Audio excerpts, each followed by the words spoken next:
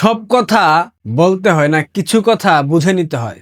সব কথা প্রকাশ করতে হয় না, কিছু কথা মানুষকে বুঝার জন্য সময় দিতে হয়, সুযোগ দিতে হয়। কিন্তু এনসিপি জাতীয় নাগরিক পার্টির এই তথাকথিত বদমাশগুলা এরা জানেই না কোন ধরনের স্বীকারোক্তি দিলে কিংবা কোন ধরনের কথা বললে সেই কথা একটা সময় নথি আকারে তাদের উপর ব্যাপক প্রভাব ফেলবে।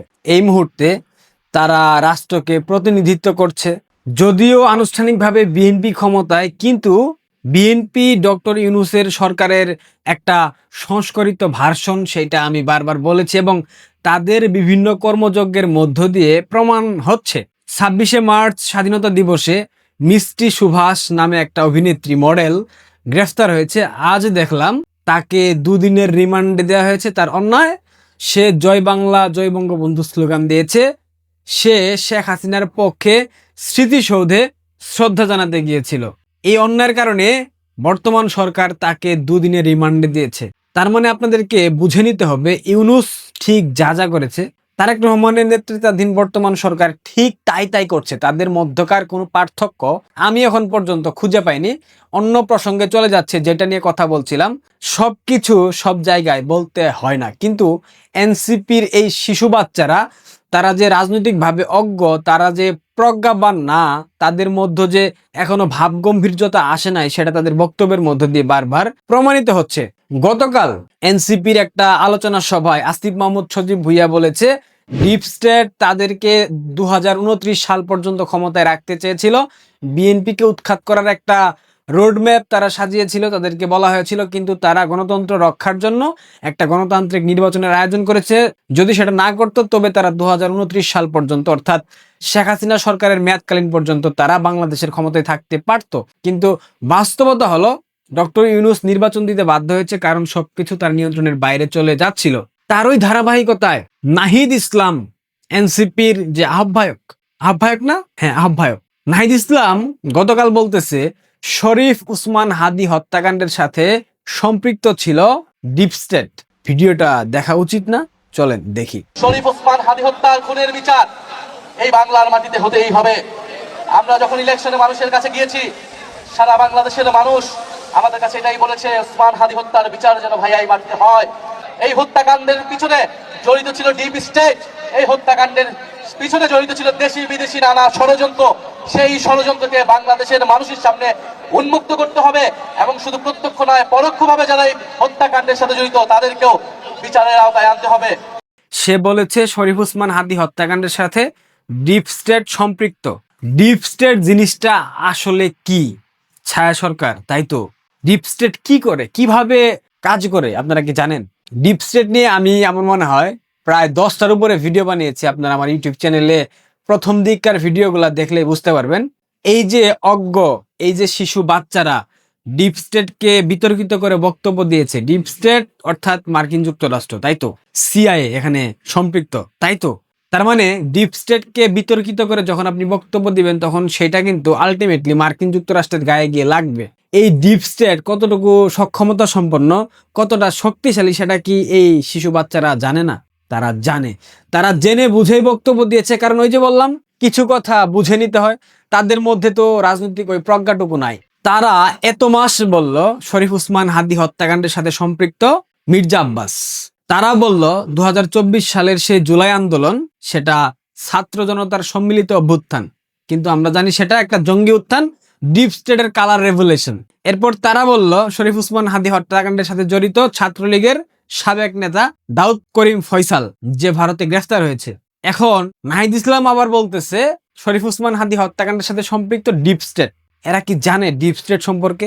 এই ডিপ স্টেট যাদের বিরুদ্ধে আকারে ইঙ্গিতে ইশারায় কথা বলার কারণে, শ্বেতাঙ্গ কথা বলার কারণে, যে একটা সাদা চামড়ার দেশ আমাকে উৎখাত করতে চায়, সেন্ট মার্টিন দ্বীপ চায়, যদি আমি সেটা দেই তবে আমি দীর্ঘমেয়াদে ক্ষমতায় থাকতে পারবো, যদি আমি সেটা না দিই আমাকে ক্ষমতাচ্যুত করা হবে। বঙ্গবন্ধু কন্যা শেখ হাসিনা কথা বলেছিলেন। তার ঠিক কয়েক মাসের ব্যবধানে তাকে ক্ষমতাচ্যুত হতে হয়েছে, তাকে দেশ থেকে বাধ্য করা হয়েছে, তাকে হত্যা করার পরিকল্পনা করেছিল ডিপ স্টেট। কিন্তু সৃষ্টিকর্তার কৃপা এবং আমাদের প্রতিবেশী বন্ধু রাষ্ট্র ভারতের সরাসরি হস্তক্ষেপের কারণে বঙ্গবন্ধু কন্যাকে হত্যা করতে পারেনি। ভারতীয় গোয়েন্দা সংস্থা র এর প্রতি আমি অসম্ভব শ্রদ্ধা জানাই, কারণ র এখানে সরাসরি তাকে রক্ষা করেছি, হস্তক্ষেপ করেছি, অন্যথায় তাকে হত্যা করা হতো। তার লাশ, বিবস্ত্র লাশ পুরো পৃথিবীর সামনে প্রদর্শন করা হতো। জুলাই সন্ত্রাসীরা সেই বন্দোবস্ত করে ফেলেছিল, যার কারণে তারা গণভবনে হামলা করেছিল। আরেকটা আমাদের পাশের রাষ্ট্র, অর্থাৎ এই জুলাই সন্ত্রাসীদের পিতার রাষ্ট্র কিংবা দাদার রাষ্ট্র পাকিস্তান, ইমরান খান যথেষ্ট জনপ্রিয় নেতা। এই ডিপ স্টেটের বিরুদ্ধে কথা বলার কারণে তাকে ক্ষমতাচ্যুত করা হয়েছে, তার স্ত্রী সহ তাকে গ্রেফতার করা হয়েছে, তাকে নির্মম নির্যাতন করা হচ্ছে। তার দল, তার জনপ্রিয়তা থাকার পরেও পাকিস্তান আর্মি, পাপেট আর্মি, মার্কিনীদের পাপেট আর্মি তাকে ছেড়ে দিচ্ছে না।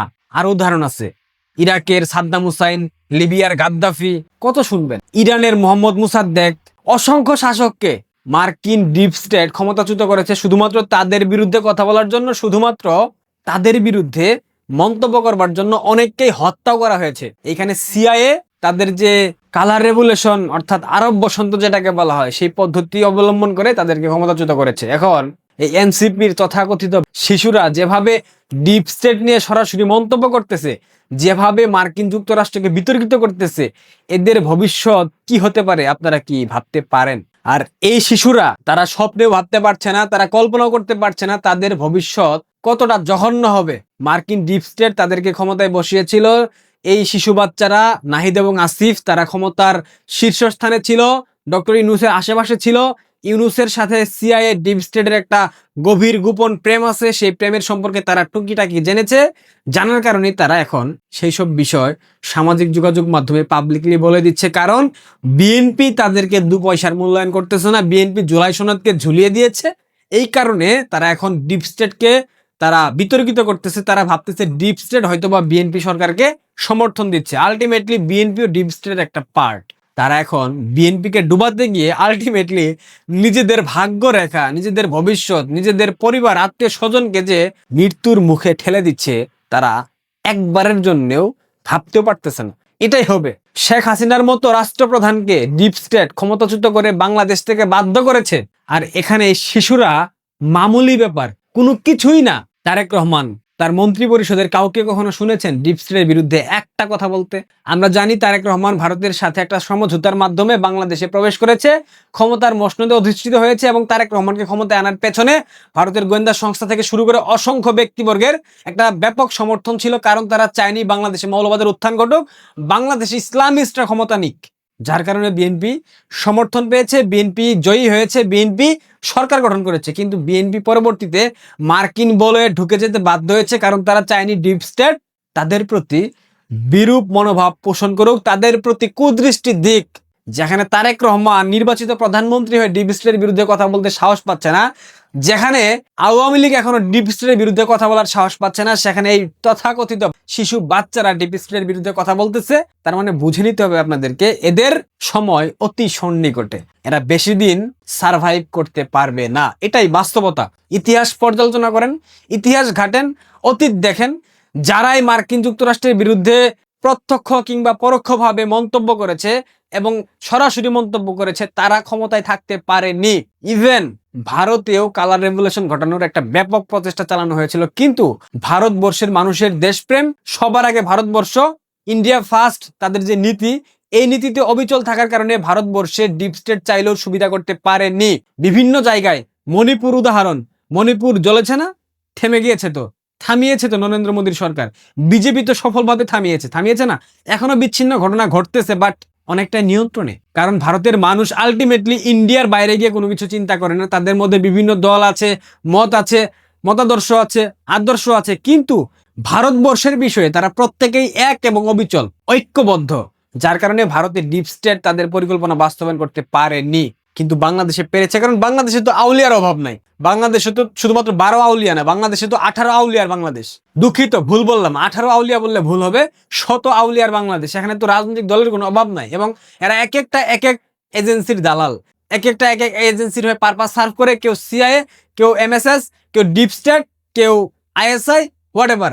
সুতরাং আসিফ মাহমুদ, সজীব ভুইয়া এবং নাহিদ ইসলাম যে দুটো স্টেটমেন্ট দিয়েছে, এই দুটো স্টেটমেন্ট ভবিষ্যতে কোনো নির্বাচিত সরকার যখন ক্ষমতায় আসবে, এদেরকে শুলে চড়ানোর জন্য পর্যাপ্ত, আর কোনো কিছু লাগবে বলে মনে হয় না। এবং ইউনূস, তাকে ফাঁসানোর জন্য তার উপদেষ্টা পরিষদের এই 2 উপদেষ্টা যে স্টেটমেন্ট দিয়েছে এবং হাদি হত্যাকাণ্ডের যে স্টেটমেন্ট দিয়েছে, তাতে করে আমার মনে হয় ভারতবর্ষের উচিত এখন দাউদ করিম ফয়সালকে ছেড়ে দেওয়া, কারণ নাহিদ ইসলাম স্টেটমেন্ট দিয়েছে হাদি হত্যার সাথে ডিপ স্টেট জড়িত ছিল। এখন বাংলাদেশের বর্তমান সরকারের উচিত হবে নাহিদ ইসলাম এবং আসিফ মাহমুদ সজীব ভুঁইয়াকে গ্রেফতার করে তাদেরকে রিমান্ডে নিলে বোঝা যাবে সত্যিটা আসলে কি, তারা অ্যাকচুয়ালি সম্পৃক্ত ছিল কিনা। ইনকিলাব মঞ্চ হাদি হত্যার এত বিচার চাইলো, এখন নাহিদ ইসলাম যেহেতু বলতেছে ডিপ স্টেট এই হত্যার সাথে সম্পৃক্ত, সুতরাং এখন ইনকিলাব মঞ্চের জুমা বৌদি, জাবের, এবি জব্বার যারা আছে হোয়াটএভার, মুসাদ্দেক, এই দাতাল, এদের উচিত এখন মার্কিন এম্বাসি অভিমুখে লং মার্চ ঘোষণা করা, কারণ ডিপ স্টেট তো মার্কিন এম্বাসির একটা পার্ট।